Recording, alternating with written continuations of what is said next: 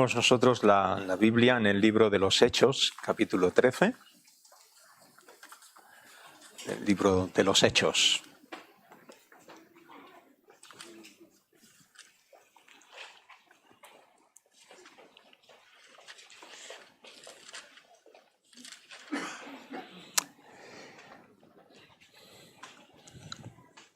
Me gustaría leer del versículo 1 al versículo 4 y después tenemos una palabra de oración y comparto las escrituras en esta mañana. Hechos capítulo 13, del versículo 1 hasta el versículo 4. Dejamos que cierren allí la puerta para que podamos. Dice así la palabra del Señor. Había entonces en la iglesia que estaba en Antioquía profetas y maestros: Bernabé, Simón el que se llamaba Níger, Lucio de Cirene, Manaén el que se había criado junto con Herodes el tetrarca, y Saulo. Ministrando estos al Señor y ayunando, dijo el Espíritu Santo: apartadme a Bernabé y a Saulo para la obra a que los he llamado. Entonces, habiendo ayunado y orado, les impusieron las manos y los despidieron. Ellos, entonces, enviados por el Espíritu Santo, descendieron a Seleucia y de allí navegaron a Chipre. Vamos a orar y compartimos las escrituras esta mañana. Te damos muchísimas gracias, Señor, por este tiempo de adoración, poder cantar estas canciones, escuchar la música, guardar silencio en nuestros corazones y abrir ahora las escrituras, leer este pasaje, y pedimos, Señor, que ilumines nuestro entendimiento y podamos comprender tu voluntad perfecta para nuestras vidas. Y nos entregamos a ti y te damos muchas gracias en el nombre de Jesús. Amén. Me gustaría compartir con vosotros en esta mañana este texto y especialmente hablar un poco del Espíritu Santo. En el libro de los Hechos, algunos han dicho que tendría que llamarse los Hechos del Espíritu Santo, más que los Hechos de los Apóstoles, porque evidentemente el Espíritu Santo es el personaje por excelencia. Ya desde el capítulo 1 recibiréis poder. Capítulo 2 encontramos la llenura del Espíritu, cuando el Espíritu desciende y llena a los creyentes allí. Y a partir de entonces ves la obra del Espíritu Santo. Es precioso el ver cómo el Espíritu Santo está trabajando en la iglesia y cómo está haciendo su obra. A veces como pastor, como líderes, recibimos críticas por unas muy legítimas.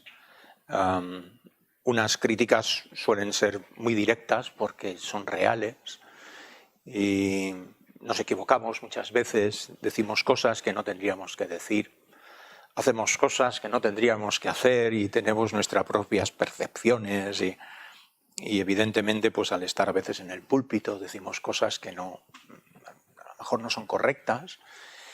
Pero yo he recibido dos críticas fuertes que realmente me han tocado. Digo, una la recibí cuando estaba en Olot y otra la recibí aquí en Castellar. Una de las críticas fuertes que recibí cuando estaba en Olot es que hubieron un grupito de personas que decían que yo no creía en el Espíritu Santo. Fue muy dura. Y yo decía, ¿cómo? No creen en el Espíritu Santo. En esa iglesia no creen en el Espíritu Santo. Ese pastor no cree en el Espíritu Santo. Y yo decía, wow, no es cierto. No podría vivir sin el Espíritu Santo. Lo único que la crítica la recibí porque quizá yo no tenía la misma percepción acerca del Espíritu Santo que tenían otros cuando decían que al ser llenos del Espíritu Santo hablaban en lenguas, tenían profecías, visiones, y yo tenía otro entendimiento, pero creer en el Espíritu Santo, Yo creo en el Espíritu Santo. Yo no podría vivir sin reconocer que el Espíritu Santo mora en mí. No podría. En el libro de Romanos dice que los que andan en el Espíritu, los que viven en el Espíritu, los que son guiados por el Espíritu de Dios. Es que no podría yo vivir sin saber que el Espíritu Santo mora en mí. No podría. De hecho, no sería cristiano. Yo creo en el Espíritu Santo. Hay una parte muy importante en mi propia vida, en mi propia teología, en mi propia forma de entender la vida cristiana, que creo en el Espíritu Santo. Quiero vivir en el Espíritu Santo. Quiero ser lleno del Espíritu Santo. No quiero contristar al Espíritu Santo. Quiero ser guiado. ¿Acaso no? ¿Lo crees tú igual? Y la otra crítica fuerte que recibí fue aquí en Castellar, de alguien que profesaba ser cristiano, que decía que en esta iglesia no adoramos a Dios. Así de claro. ¡Pum! Que no adoramos a Dios. Dice, allí no adoran a Dios. El entendimiento de esta persona era que adorar a Dios era pues tener, pues no sé, batería, una música especial, que es la adoración a Dios. O sea, que lo que hemos hecho nosotros en esta mañana aquí no era adoración, según esta persona, porque la adoración que tenía en su mentalidad era diferente a la nuestra.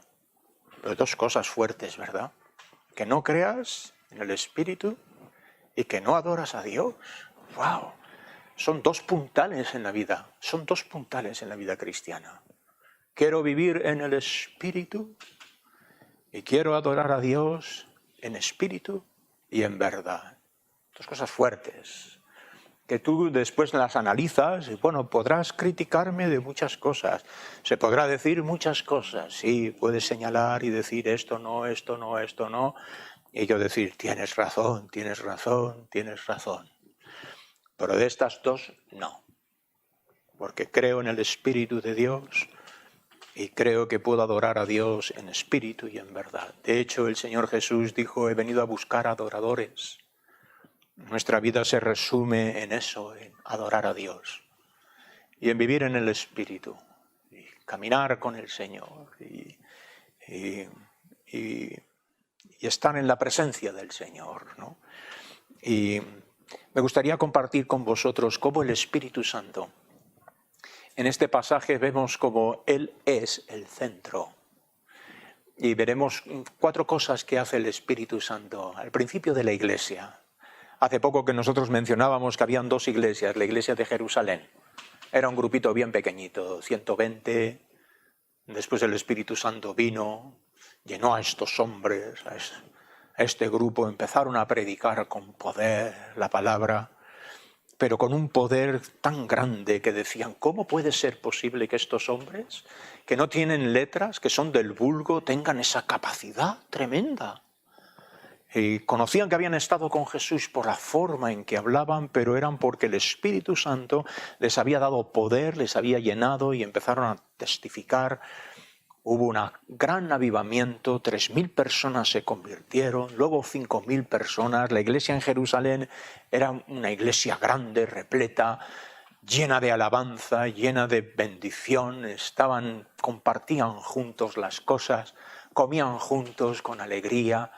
El Señor estaba haciendo su obra y el Espíritu Santo se movía en medio de ellos. Y realmente era como una especie de, este es mi pueblo. Vino la persecución y entonces aquello que hablábamos en el libro de los Hechos, me seréis testigos en Jerusalén, Judea, Samaria y hasta lo último de la tierra, vino una persecución y los hermanos empezaron a marcharse de Jerusalén por la persecución y empezaron a predicar el Evangelio y se fueron ya para Samaria y continuaron y llegaron a un lugar, Antioquía, una ciudad muy grande, una sinagoga tremenda. Y allí empezaron a predicar estos judíos y en aquella iglesia de Antioquía el Señor hizo una obra maravillosa. Una obra maravillosa. Se formaron 2 grupos muy grandes, la de Jerusalén y la iglesia de Antioquía. La mano de Dios estaba allí. Y la mano de Dios, cuando estaba la mano de Dios, bendecía. Un gran número creyeron al Señor. Pablo estaba allí y lo vio todo esto, y entonces se forma un grupo muy bueno de creyentes, muy bueno de creyentes. Y el pasaje que hemos leído, vamos a ver esta iglesia de Antioquía y veremos 4 cosas muy sencillas que igual nos ayudan a entender un poquito más cómo nos gustaría a nosotros como iglesia experimentar el toque de Dios, el Espíritu de Dios en nuestras vidas, ¿vale? Fijaros bien en el capítulo 13, dice que había entonces en la iglesia que estaba en Antioquía profetas y maestros. Era una iglesia, grupo grande de creyentes. Esto era un grupo grande porque nos dice anteriormente que gran número creyó en el Señor. Era un buen grupo de creyentes. Y en esta iglesia ya estaban los profetas y maestros, estaba equipada, era una iglesia que tenía pues ya su ministerio hecho y funcionaba bien. Los profetas y los maestros enseñaban a la congregación y tenían un buen grupo de hermanos. Menciona 5 que simplemente me gustaría mencionarlos. Fijaros bien, Bernabé, Simón el que se llama Níger, Lucio de Cirene, Manaén, el que se había criado junto con Herodes el tetrarca, y Saulo. 5 personas. Este es algo muy, muy curioso y tan bonito que la Escritura lo pusiera, estos 5 personajes aquí. Bernabé ya ha sido introducido antes. Tenemos aquí a Simón Níger, la palabra Níger, negro. Posiblemente venía de África. Lucio de Cirene, también de África. Naamán, criado junto a Herodes, y Saulo. 5 personas de diferentes contextos diferentes, con capacidades diferentes, situaciones diferentes, que el Señor los une a los 5 en un mismo grupo. Estos encontraron, lo mismo encontraron ellos, encontraron a Jesús. Y cambió la vida de estos hombres. Saulo, a partir de aquí es Saulo, pero cuando ya es enviado, que lo vamos a ver, le cambian el nombre, se empiezan a llamar ya Pablo. Ahora, a partir de aquí, el libro de los Hechos cambia. La primera parte es de Pedro y ahora en esta segunda parte es Saulo de Tarso, ahora será llamado Pablo. 5 personas que le describen aquí. Tan bonito, hermanos, que vengan de diferentes contextos, trabajando en una misma iglesia. Yo meditaba simplemente un poquito en esto. ¿Y no ocurre lo mismo en todas las iglesias? Venimos todos de un contexto diferente. Contextos diferentes. Había uno aquí que había sido criado junto a Herodes. Venía de cierta cuna. Saulo, fariseo. Bernabé, lo tenemos ahí. Y uno que le llamaban Níger, el negro, ¿no? Posiblemente. Y otro de África. Y dices, qué bonito es como Dios une a personas para un propósito muy bueno, que era predicar el Evangelio. Permitidme simplemente, ¿no ocurre lo mismo con nosotros? ¿No nos ha unido Dios a nosotros de un contexto cada uno diferente? Y entre nosotros no hay, como dice la Escritura, bien claro, no hay diferencias, no debe haber ninguna diferencia. No hay entre nosotros griego ni escita, no hay bárbaro, cada uno de nosotros de donde venimos somos uno en Cristo. Y ojalá nuestra iglesia pudiera ser una iglesia que hablamos una misma cosa, sentimos una misma cosa y tenemos un mismo parecer, diferentes contextos.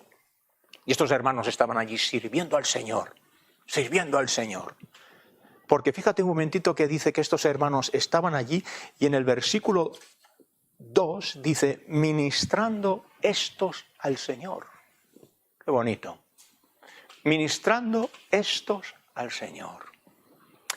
Cuando tú lees esto en la Escritura te das cuenta de que el ministerio que nosotros hacemos es al Señor.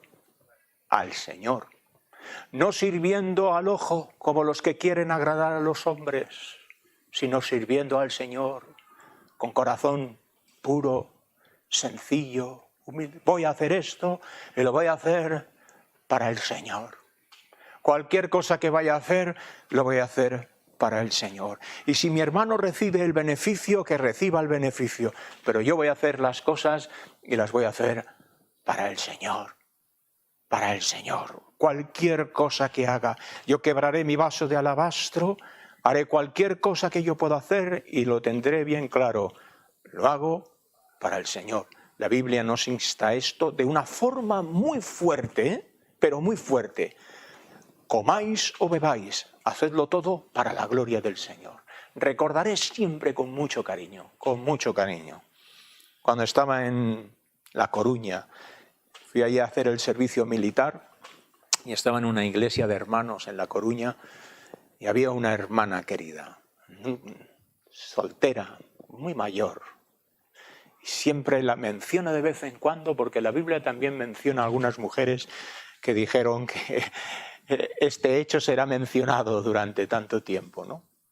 Pues esta hermana querida era la que se encargaba de hacer la Santa Cena, de poner la mesa de la Santa Cena. Se sentaba en el primer banco, en una iglesia que estaba así. Yo me fijaba, yo iba vestido allí de romano y a veces vestido de militar, y me sentaba en el banco y yo la veía. Y ella ponía su mantelito, lo doblaba, estaba en el primer banco para que aquello fuera, acababa el culto, iba, lo recogía con tanto cariño.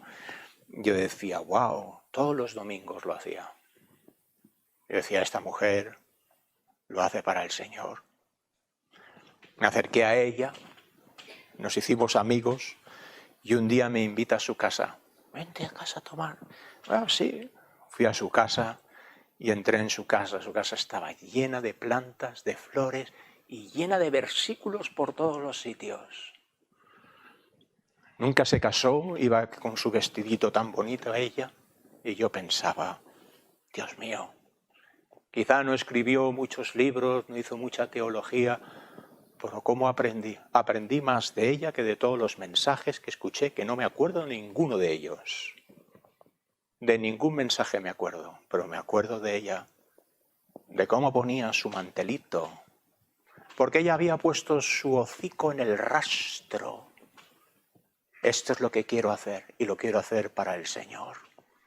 Habían estos 5 hombres aquí, y estaban ministrando al Señor. Permíteme decir que cualquier cosa que tú hagas en la vida, tenlo bien claro. Hazlo para el Señor. No lo hagas para los ojos de los hombres, no lo hagas para agradar a los hombres, no lo hagas por eso. Pon tus ojos en el Señor y di, Señor, si voy a hacer algo, lo voy a hacer por ti, porque me amaste, te entregaste por mí, y yo lo único que puedo hacer es hacerlo para ti. Y lo hago para ti, Señor. Y aquí estaban, estos hermanos estaban ministrando constantemente. Eran profetas, maestros, y dentro de la congregación ellos estaban ministrando al Señor, dirigiéndose directamente a la diana. Cuando esto ocurre, fíjate qué pasa. Y ahora aquí entra el Espíritu Santo en esta iglesia y empieza a trabajar. Mira el versículo 2. ¿Qué dice? Ministrando estos al Señor y ayunando, dijo el Espíritu Santo. ¡Wow! ¿Dijo el Espíritu Santo? ¿Qué dijo el Espíritu Santo? ¿Cómo hablaba el Espíritu Santo? No nos dice las Escrituras cómo, pero el Espíritu Santo hablaba. No sabemos cómo. Posiblemente hablaba por los profetas y los maestros que estaban allí, de forma excepcional en el libro de los Hechos. Pero Dios hablaba. Y lo hacía a través del Espíritu Santo. Nosotros creemos, yo creo personalmente, y también la Iglesia toma esta postura aquí, ¿no?, de que no hay nuevas revelaciones ya no hay. El libro de Hebreos dice, Dios, habiendo hablado muchas maneras a los padres por los profetas, ahora nos habla por el Hijo, a quien constituyó heredero de todo y por quien asimismo hizo el universo. No hay nuevas revelaciones, no hay sueños, no hay visiones. Tenemos la palabra escrita, pero esta palabra nos habla.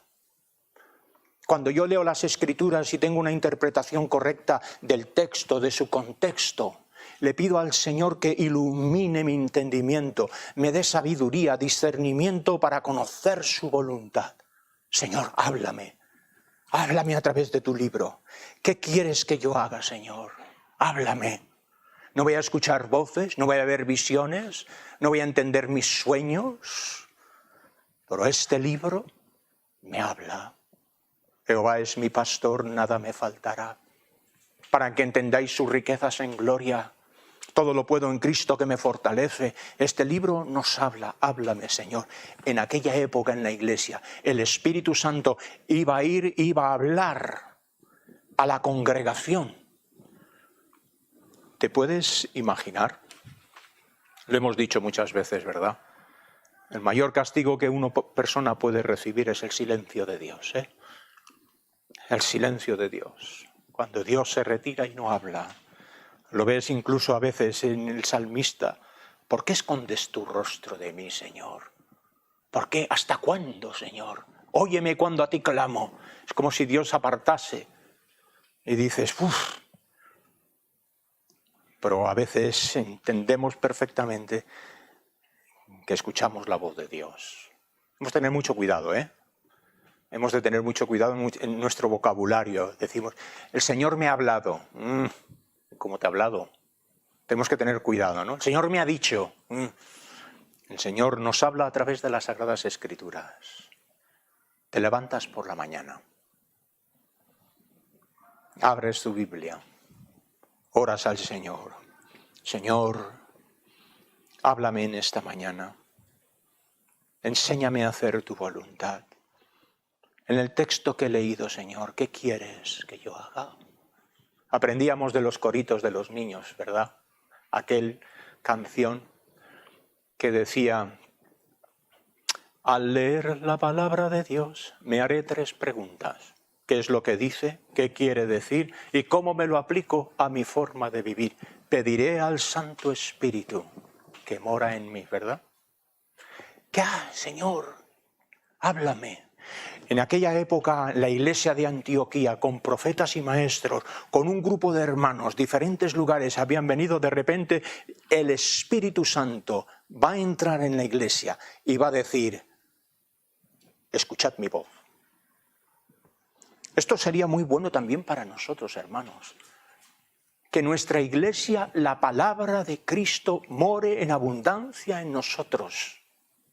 Que desde el niño hasta el más joven, hasta el más mayor, pueda conocer la voluntad de Dios y pueda decir, yo oigo la voz de Dios a través de las Sagradas Escrituras. Leo la Biblia constantemente, la medito, investigo la palabra de Dios. Quiero saber cuál es la voluntad de Dios para mi vida. Y el Espíritu Santo había hablado. Y de repente, cuando el Espíritu Santo habla, fíjate en el versículo 2, dice, ministrando estos al Señor y ayunando, dijo el Espíritu Santo, apartadme a Bernabé y a Saulo para la obra a los que he llamado. De repente dice, aparta a estos hombres. El Espíritu Santo habla, el Espíritu Santo aparta a estos hombres. Es un llamado, yo los he llamado de forma especial a estos hombres, a Bernabé y a Saulo. Hay varios llamados en la vida y en la Biblia hay varios llamados. Estudiando puedes ver que hay estos llamados. El primer llamado que hay en la Biblia es el llamado de Dios a los cielos y a la tierra y a todo el mundo, de que yo soy Jehová. Y es un llamado general a reconocer que Dios es el Dios eterno. Es un llamado que hace Dios constantemente. Desde el principio de la creación hasta el final, Dios está llamando y diciendo, yo soy Jehová y fuera de mí no hay otro. Y se oye constantemente su voz. ¡Pum! Ha sido bombardeada. Yo soy Jehová, yo soy Jehová. Fuera de mí no hay otro, fuera de mí no hay otro. Y hay un llamado que sale, su voz sale. y se oye constantemente. Los cielos cuentan la gloria de Dios y el firmamento anuncia la obra de sus manos. Podrás mirar la creación y ver realmente el llamado de Dios a través de las cosas visibles. Puedes ver el poder de Dios. Pero hay otros llamados también. Hay uno que es el llamado a ser de Jesucristo. Nos lo dice en el libro de Romanos, llamados a ser de Jesucristo. Después en el mismo libro de Romanos capítulo 1 habla acerca llamados a ser santos. Y después llamados al servicio. Y este es el llamado. Hubo un llamado al servicio. Coge a estos dos hombres, iglesia, y yo los he llamado para una obra muy específica. Más para adelante hay otros llamados que nosotros a veces lo usamos cuando alguien fallece, ¿verdad? ¿Qué solemos decir? ¿Alguien se acuerda? El Señor lo ha llamado a su presencia, ha llamado a tal. Son llamados, ¿no? Qué bonito el llamado a ser de Jesucristo. El Señor nos llamó, y tanto que nos llamó. Ves en la Biblia como el Señor llama a Abraham, llama a Jacob, llama a Moisés, llama a Samuel cuando era un chico. Samuel, Samuel. Y le dice, cuando vuelvas a escuchar su voz, habla porque tu siervo oye, heme aquí. Y hay este llamado bien claro, ¿no? El Espíritu Santo viene a hablar, el Espíritu Santo viene a apartar para la obra del Evangelio. Es algo muy fuerte porque estos dos hombres de repente van a ser apartados. Y es un llamado celestial, ¿eh? Va a ser apartado, es un llamado celestial. Imagínate un momentito, de que estos dos hombres ahora van a entrar en la obra misionera y van a recibir palos por todos los lugares, A menos de que no lo tuvieran bien claro, dirían, si me envía la iglesia, no sé si se han equivocado. ¿Verdad? Me envía la iglesia y fíjate si es la que me toca. En cambio ellos dirían, estamos aquí haciendo la voluntad de Dios y Dios sabe perfectamente por qué hemos sido llamados por Dios y apartados por Dios. Pero no solo eso, en el versículo 4 que dice, ellos entonces enviados por el Espíritu Santo. Fíjate bien el proceso. No solo el Espíritu Santo habla, no solo el Espíritu Santo aparta, pero ahora el versículo 4, el Espíritu Santo lo envía a la obra. Y estos dos hombres salen en el poder del Señor.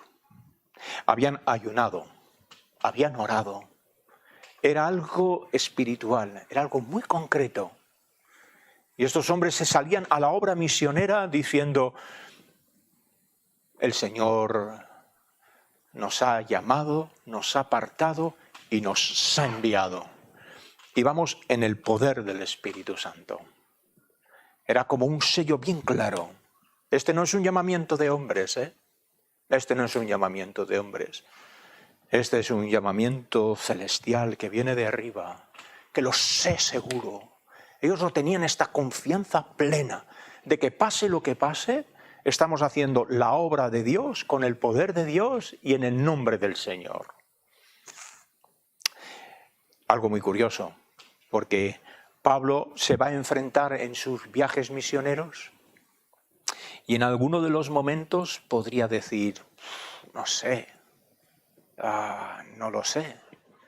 ¿Te acuerdas de alguien que dio la vuelta y dijo, ya no voy más con Marcos? El primer viaje misionero ya recibieron algunos palos y después aparentemente él se tira para atrás y dice, yo no voy. Y Pablo era este hombre que lo podemos ver bien claro, Era este tipo de hombre que decía, pero de ninguna cosa hago caso, ni estimo preciosa mi vida. Lo tengo bien claro. He puesto mi rostro en el camino del Señor porque he sido llamado por el Señor, he sido apartado por el Señor y he sido enviado de parte de Dios. Algo muy fuerte para ellos.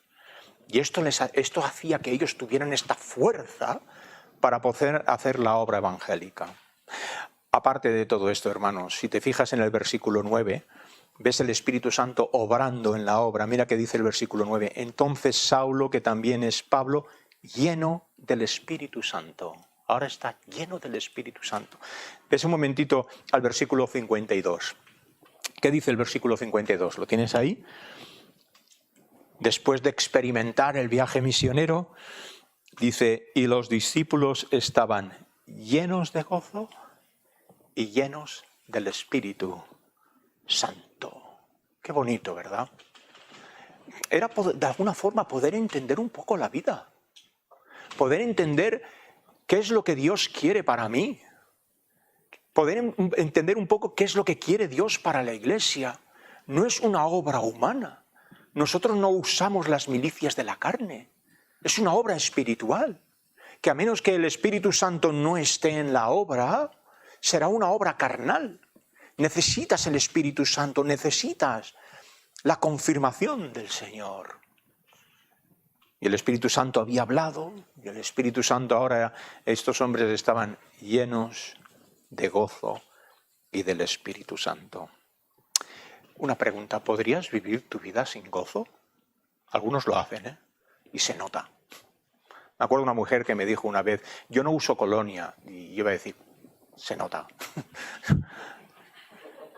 Pero ¿puedes vivir tu vida cristiana sin gozo? Hay dos cosas que no podría vivir, sin ellas. Yo no podría vivir sin el gozo del Señor y sin la paz de Dios. Seguro que igual tú. ¿Podrías tú vivir sin gozo? El gozo del Señor mi fortaleza es. Y no podría vivir sin gozo porque he experimentado el no tener gozo, especialmente cuando peco. Cuando peco, el gozo se va. Y entonces dice el salmista en el Salmo 51, Señor, devuélveme el gozo de la salvación. El gozo del Señor nuestra fortaleza es. Vivimos nuestra vida cristiana con gozo. El Señor les dijo, mi paz os dejo, mi paz os doy, pero también dijo, mi gozo esté en vosotros. Y aquí tenías un grupo de hermanos que estaban prácticamente confirmados por el Espíritu Santo, haciendo la voluntad de Dios, sabían exactamente lo que tenían que hacer, y el Señor les regala el gozo del Espíritu. El gozo del Señor. Que cuando vengan tribulaciones, dice Pablo, gozosos en la tribulación. ¿Cómo puede haber esta combinación? ¿Cómo puede haber una persecución y al mismo tiempo tener gozo? ¿Cómo puede haber la dificultad y tener el gozo? Porque yo no vivo por las circunstancias de mi vida, yo vivo por mi comunión con Dios. Y las circunstancias pueden ser adversas, pero el gozo del Señor está en el corazón de mi comunión con Dios y mi Padre sabe lo que necesito. Y hay el gozo del Señor. Qué bueno vivir una vida cristiana con ese gozo de Dios. No podría vivir sin el gozo. De levantarse por la mañana y ser feliz. Permíteme ser feliz. La felicidad de Dios en el corazón. Mi alma tiene sed de ti, oh Dios. Mi carne te busca, te anhela. Deseo el gozo de Dios. Pablo lo dice en una iglesia. Hermanos míos, estad siempre gozosos. Regocijaos otra vez. Y otra vez os lo digo, regocijaos. Viven el gozo de Dios. Y estaban llenos del Espíritu Santo. Para algunos creyentes, ser llenos del Espíritu Santo es hablar en lenguas, tener experiencias, vivir una vida quizá efervescente. No entendemos nosotros eso en la Escritura, no lo vemos.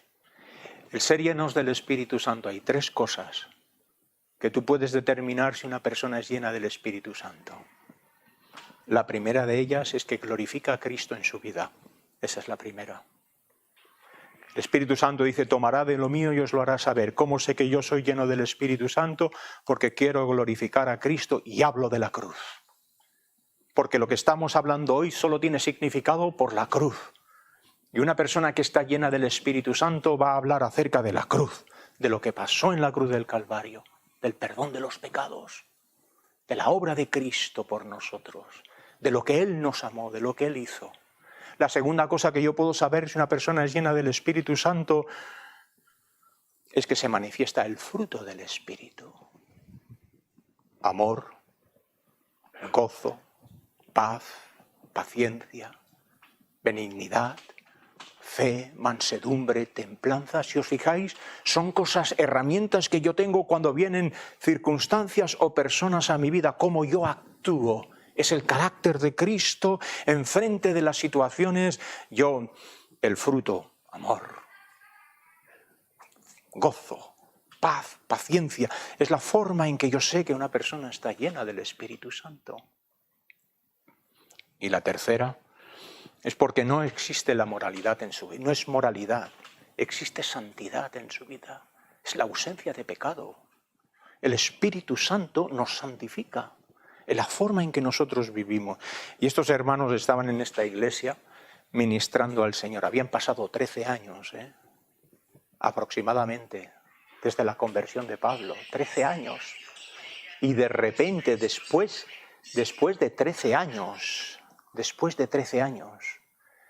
Pablo dice, el Espíritu Santo dice, cógeme a estos hombres, que tengo algo muy especial para ellos. Y aquí se convierte. Y sale a la obra del ministerio. Y el Señor hace grandes cosas a través de su Espíritu en la vida de las personas. No podemos vivir sin el Espíritu de Dios. No podemos. Sería vivir en la carne. Y Pablo dice, no militamos según la carne. Nuestras milicias no es según la carne. Necesitamos el Espíritu de Dios, como hemos leído en Efesios 3, fortalecidos en el hombre interior por su Espíritu. Y tienes aquí esta iglesia, 5 personas, el Espíritu Santo obrando. Una pregunta práctica para nosotros como iglesia. ¿Podemos nosotros vivir la vida sin el Espíritu de Dios? Podemos vivirla, pero qué manera de vivirla, más carnal. Podemos vivirla y tanto, pero qué manera más carnal. El Señor dijo, esta es mi iglesia y yo la voy a edificar. Y voy a usar el Espíritu Santo obrando en la vida de los creyentes. Y el Espíritu Santo habla y dice, apártame, déjame que lo envíe, déjame que lo llene a esta persona y que haga mi voluntad en su vida para que pueda hacer la obra del Evangelio. Meditaba yo un poco en todo esto, hermanos. Hace tantos años, cuando yo era joven, puse mi hocico en el rastro. Y han pasado muchos años y los años van avanzando. Y curioso, igualmente que a muchos de vosotros que siendo jóvenes os entregasteis al Señor, ya ha pasado muchos años. Y miras para atrás y dice, estoy aquí por la misericordia, por la providencia de Dios. Pero te animo, joven, que si tú oyes la voz de Dios, no endurezcas el corazón, deja que Dios te llame, que Dios te envíe, que Dios te aparte y digas, yo quiero servir al Señor, yo quiero entregar mi vida al Señor, yo quiero entregar por completo mi vida al Señor para que el Señor la use. Y Dios dice, el premio que te doy es que voy a llenar tu vida de gozo y del Espíritu Santo para que puedas vivir haciendo mi voluntad. Todo esto solo tiene significado por lo que pasó en la cruz. Quiera el Señor bendecir nuestras vidas y producir en nosotros una percepción espiritual de oír la voz de Dios y obedecer la voz de Dios y entregarnos a la voz de Dios. Y mientras hay muchas otras voces, poder apagar todos los volúmenes de este mundo para escuchar su voz bien clara que dice, yo estoy contigo, yo te envío, yo te aparto, yo te lleno. Y nosotros podamos decir, Señor, heme aquí, envíame a mí. Vamos a orar. Después el hermano Kevin viene y nos dirige en la celebración de la Santa Cena. Vamos a tener una oración en esta mañana. Darle gracias al Señor. Vamos a orar. Señor, te damos muchas gracias por el texto de la Escritura. Te damos gracias como tú obraste y como tú estás obrando hoy. Y Señor, pedimos que cada uno de los presentes podamos ser llenos de tu Espíritu, podamos caminar contigo, podamos amarte de todo corazón y hacer tu voluntad. Pedimos, Señor, tu bendición sobre esta iglesia. Guárdanos, líbranos del mal y ayúdanos a entender tu voluntad perfecta. Pues esto lo pedimos en el nombre de Jesús. Amén.